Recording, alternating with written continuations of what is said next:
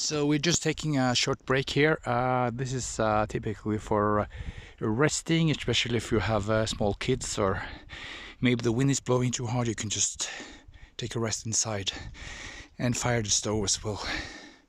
So should really like to have some sunshine here, but I think you get the picture.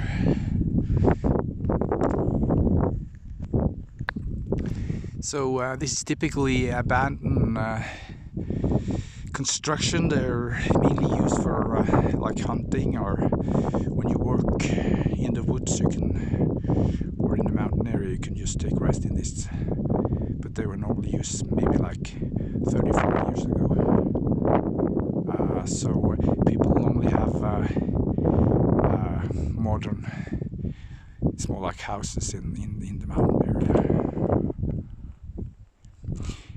And also what you typically see here is it's very easy to go cross-country skiing in Norway, because there's a lot of places with several hundred miles of just ski slopes, and you can just walk along. It's very convenient.